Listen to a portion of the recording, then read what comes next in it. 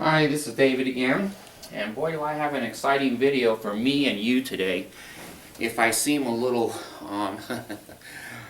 upset, I am. Did you know that the general authorities are exempt from paying tithing? I know, 800 or 900 of you just fell down on the floor. Most of you screaming, he's of the devil, it's not the truth. I didn't want to believe it either.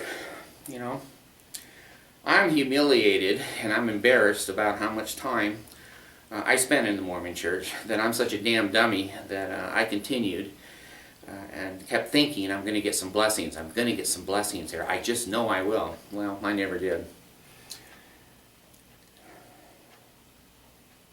I'm upset. I just had a little conversation with my sweet LDS returned missionary wife. We talk about some of these things, and of course she thinks like a Mormon and I don't. I heard years and years ago, when I was young, that the general authorities were exempt from paying tithing. Now, you have to remember, from the inception of the church, tithing was, it's been changed and changed and changed. Immigrants used to have to come into Salt Lake Valley and give Brigham Young 10% of everything that they had, what they brought with them. Then they were tithed 10% per year, and I think there was a surtax of coming in of 10%. So they had triple tithing under Brigham Young, and Brigham Young admitted in, I forget what year it was, 1850, something in there, that he was in general authority. Well, he was the president of the church, and he was in a conference, and he said to the conference, I've never paid tithing, and most other people have not paid tithing the way that it was set up. Now let me get down to the nitty gritty of this particular video. I remember I was working on my ranch in Paso Robles, California, and I had to have up there satellite TV, and I heard Hinckley. I was working, I saw Hinckley, the Hinkster, on the TV. And he said, you know, we do have a paid ministry. And I thought, gee, I was taught all the years of my life in the Mormon church there was nobody paid.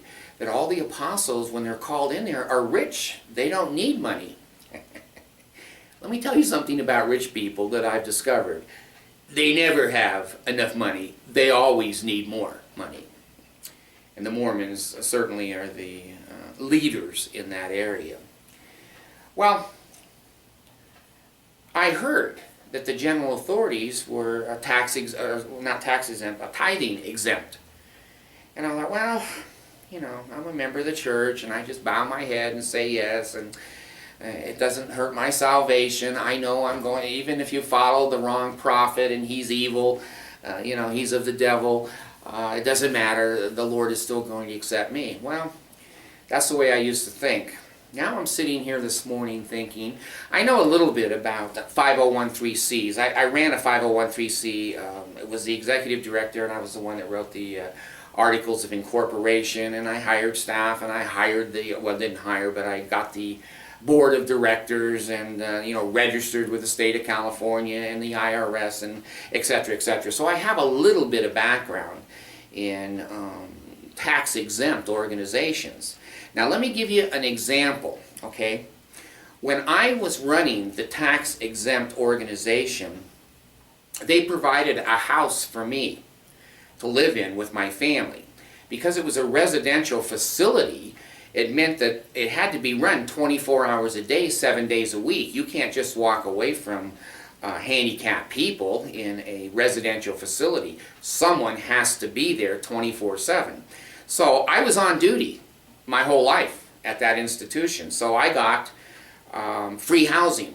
Well, you can't turn off the utilities in the house because the handicapped people are in there, so I got free utilities. There was no property taxes on the property because it was tax exempt. I drove a brand new Cadillac, which was a company car, but I was on duty 24/7, totally legal, totally legal.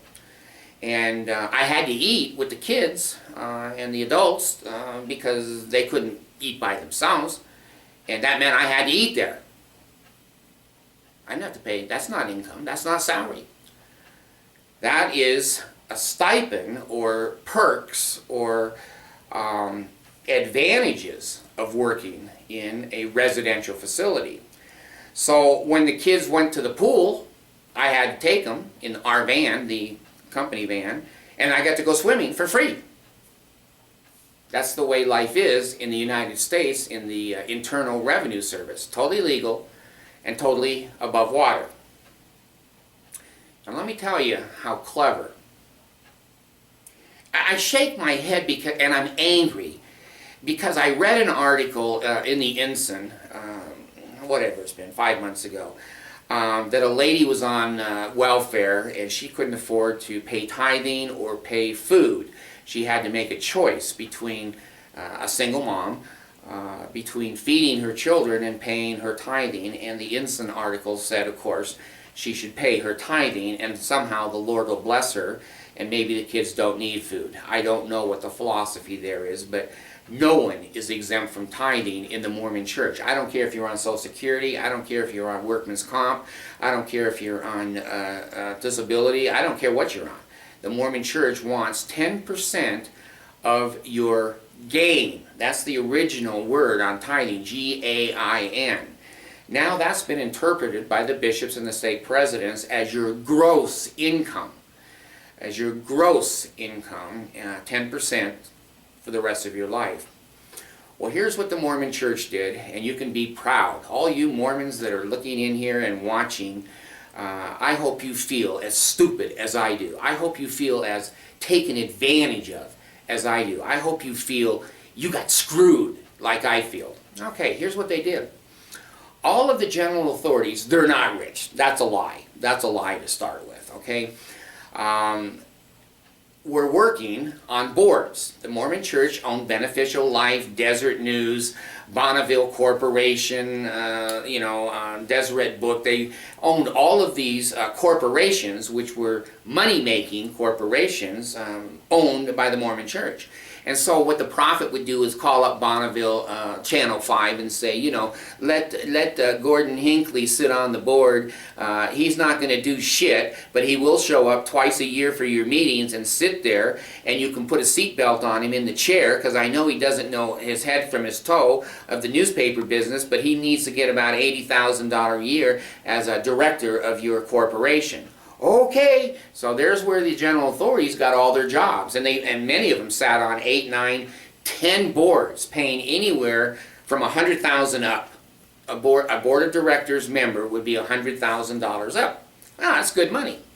Now, that money was salary. I've sat on boards, and there are people that are paid to be on those boards, and they had to report that to the IRS, and then they had to use that as a income, salary, and then of course they could take any legitimate deductions that they had. Well, as a general authority, you don't have a lot of IRS general deductions from your salary. Yeah, you could be flying to a state conference or opening a temple or something like that, and certainly that is a legitimate deduction, but it has nothing to do with your work. It has to do with extracurricular things, other deduction areas. Well, here's what the Hinkster did. Well, other than buying $1 million salamander letter that didn't exist and helping cause 2 people's murders with Mark Hoffman and throwing himself a $1 million birthday party on your pesos down at BYU, and never had a job in his life, always worked for the Mormon Church. Here's what he did. I'm telling you, Hinckley and Monson are geniuses when it comes to running corporations and playing with the nonprofit 5013C and the for-profit corporations, okay? Here's what they did, and I'm pissed.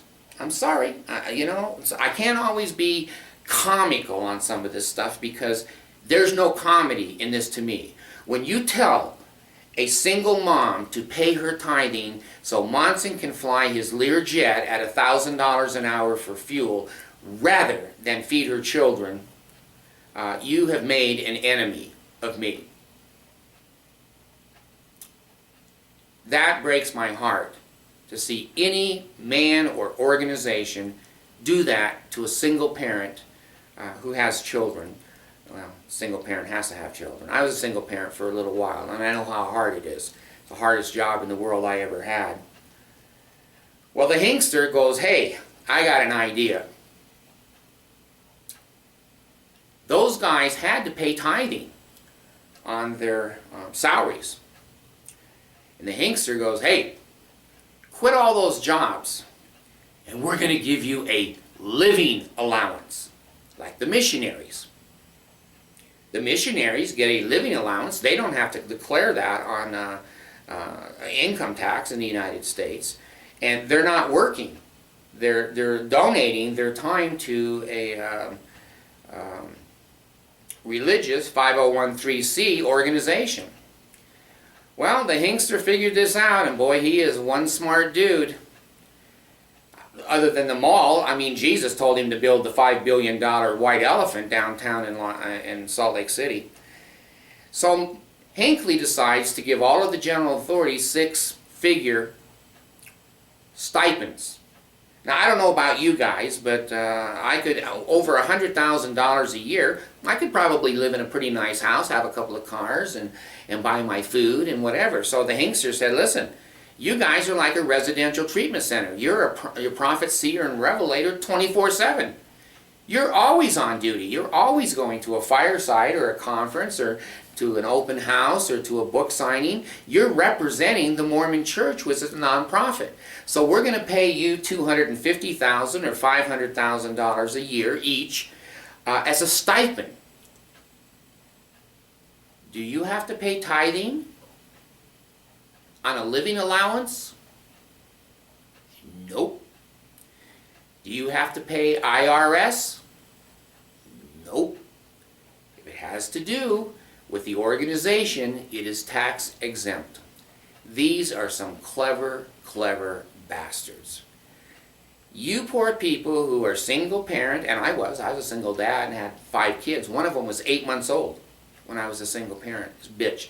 Hardest job I ever had in my life. But I was to pay my tithing. Sacrifice brings forth the blessings of heaven.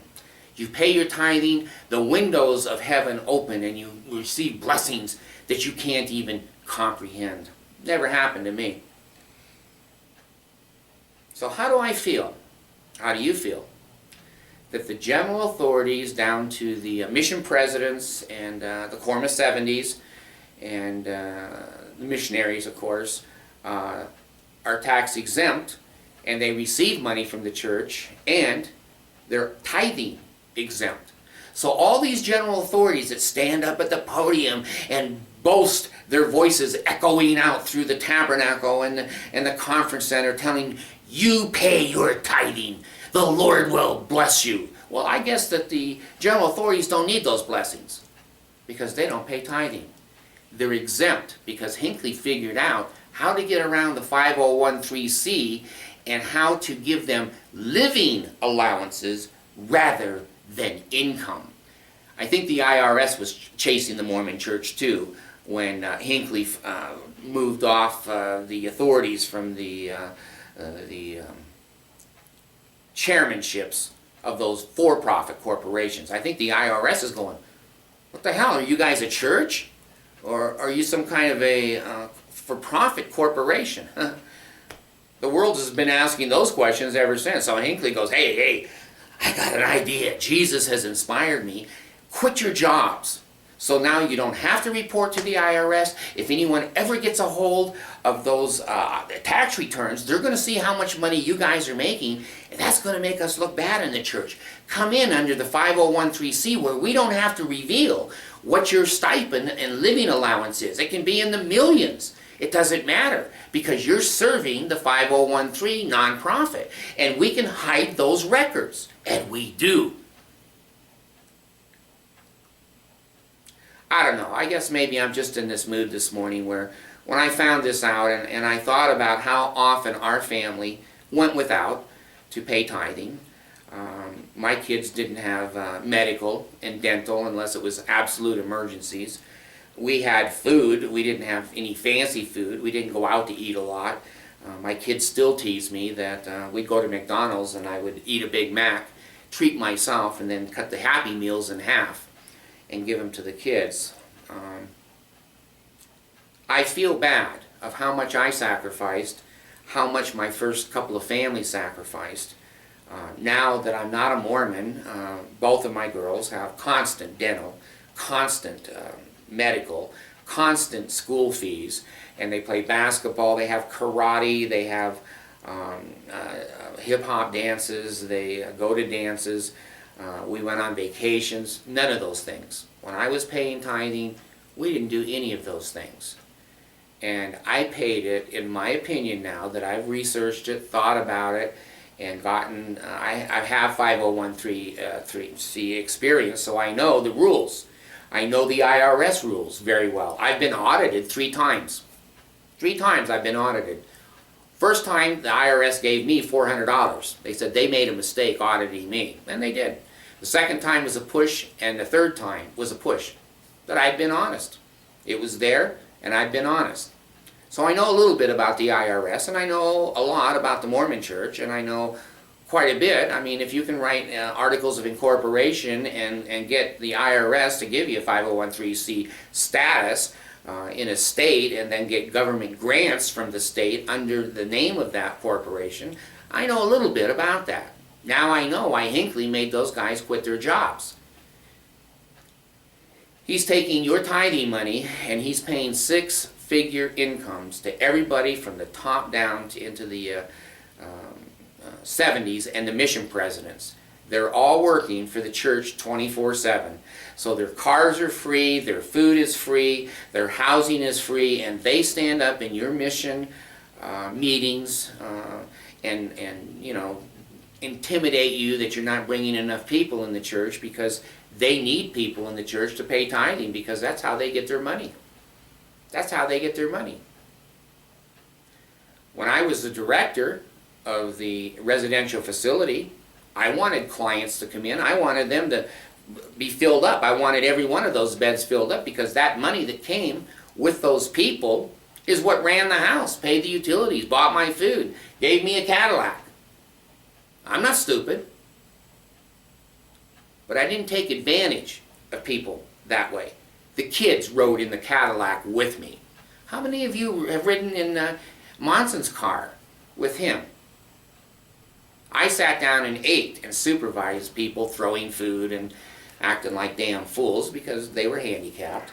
Have any of you eaten with Monson? Has he come down to your level and basically been there?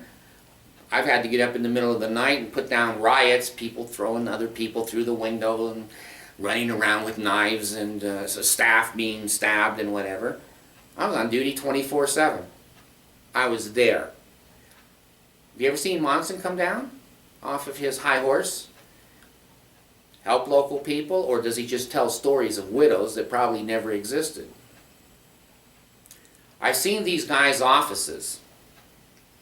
And the wood in these offices in Salt Lake City, just like in the Salt Lake Temple. Most of you have never been in the Salt Lake Temple. It's the most gaudy, Victorian type of a facility with the wood and the gold everywhere.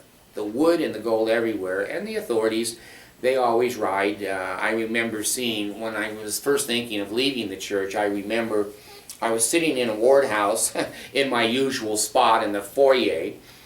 And I happened to be looking at the beautiful pictures in the foyer, and I saw the picture of Christ riding into Jerusalem General Conference, I guess, on a white donkey. And they're throwing, you know, flowers and stuff in front of him, and maybe that's true, I don't know. But it was a beautiful picture of the leader of the Christian movement on a donkey and with the people. And then it was just in those days that I realized that, I think it was Spencer Kimball, but it might have been the Hinkster. I saw pictures of him getting into a black Cadillac limousine. And I put those two pictures together in my head, and I said to myself, What's wrong with these two pictures? Here's the leader of Christianity on a donkey, and here's a donkey of Christianity getting into a Cadillac.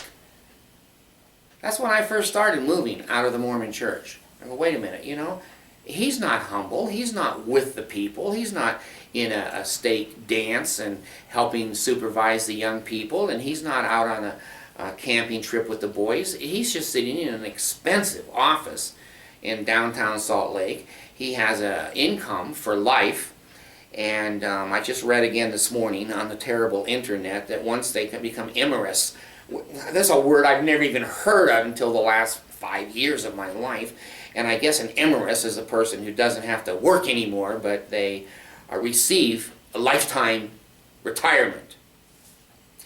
These authorities get free life insurance. They get free workman's comp. They get free Social Security disability insurance. They get travel. If they travel to a conference to give a talk, if they take their family with them, the Marriott Hotel is paid for by the Mormon Church. It has his family. He certainly has to rent a car. It's certainly not going to be an economy car. It's going to be a Cadillac or an Oldsmobile, something that impresses everybody. So yeah, this morning, I'm not in a funny mood. I'm not in a funny mood. I'm in, well, some of my Mormon friends, which I have none, I've had one or two say, "You're a very angry man." Well, I'm not an angry man. When I wake up this morning and I find out and I can document and verify, why did Hinckley get those people to quit their jobs and come in and get a living allowance? And then, bam, it goes off in my head. All the advantages I had as a director of a nonprofit. I had food, Cadillacs, jacuzzis, horses. We bought a racehorse for the facility. My kid could ride the racehorse. They're laughing themselves all the way to the bank all these years that I had 14 kids and I paid tithing on, and we drove old cars with bald tires and the batteries didn't work in the winter and there weren't enough seat belts in the cars for all of my kids, and there were many times that I probably should have taken my kids to the doctor, but I couldn't afford it. I had my baby, Adam, who's my oldest boy.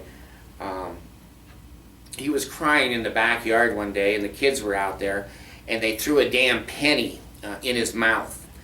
I didn't know if it was in his lungs. I didn't know if it was in his larynx. I didn't know. I grabbed his little butt, and I run him down to the Utah Valley Hospital. We were living up by the temple in those days. And I sit him on the counter of the emergency room. And the lady says to me, "What's wrong?" And I said, "Well, I think my baby ate a penny and it might, cause him to choke to death." She says, "Well, fill these papers out here and we'll sign him in." I said, "No, I can't afford to sign him in. I can't afford $80 or $150 for this baby. Let me see. Let me sit him here. If he starts choking, then I'm going to sign him in. If he's not choking, I can't afford it." A funny story? Well, it used to be till today. It's not funny anymore. That money went for tithing. That money went to Monson and the Hinkster to buy $1 million falsified letters. It went for public relation companies to put up billboards to try to prove I wasn't weird and stupid by being a Mormon. So I'm angry, yes. I'm angry and I'm upset that I finally documented how they get out of paying tithing, but you don't. You don't. You pay 10% of your gain, and now that's your gross income. And these authorities stand up at that Hinckley podium, and their voices vibrating with the echo, the false echo that's put on them, and talking about how the windows of heaven are going to open, and they don't tell you whose house those windows are in. The windows of heaven certainly have opened up to the general authorities, down to the mission presidents. They've got blessings that they can't possibly comprehend. The Lord has blessed us. The Lord, no, The tithing money of the hardworking people of the Mormon Church who are being duped have blessed you.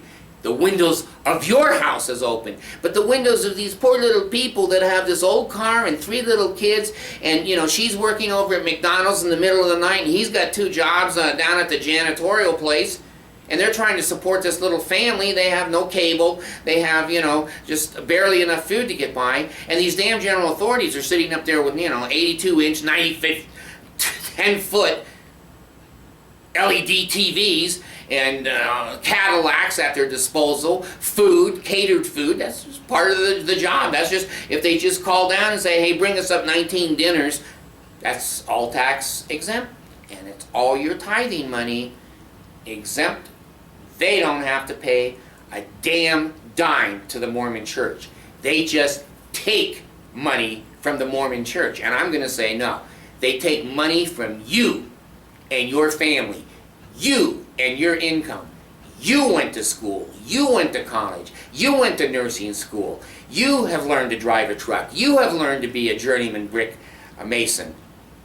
And they're taking your money because you and me were stupid enough to just give it to them because we thought our windows were going to open up. Let me tell you something. It's 15 degrees outside right now. And if I open the windows, we'll be frozen to death. I never had the windows of tithing open up and give me shit. But they keep telling me, well, why do they keep telling me? The general authorities tell us because they get our money. They get it tax-free and they get it exempt from tithing. What a life. When they say the Lord is going to bless you, He's blessed me. Well, the Lord didn't bless me.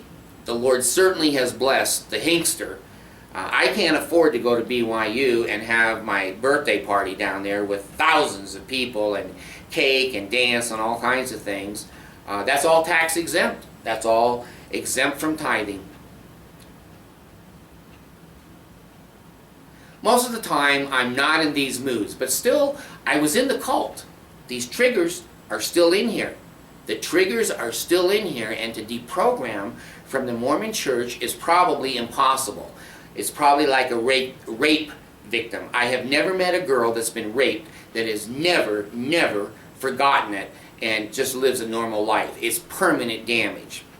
I think the Mormon cult is also permanent damage because you've seen me, on hundreds of tapes. And I'm usually pretty jovial, pretty happy, and go, hey, whatever happens, happens. But when I woke up this morning and I just got processing and thinking, and then I started doing some research, and sure enough, it clicked in my head, 5013C. Don't have them working for salaries because those incomes will get out. Somebody will get your tax return. Come and work for us where we can hide the record. The people will never know. And you can live like kings. And let the paupers pay their pesos and hope that they can start to live like us someday. Thank you very much.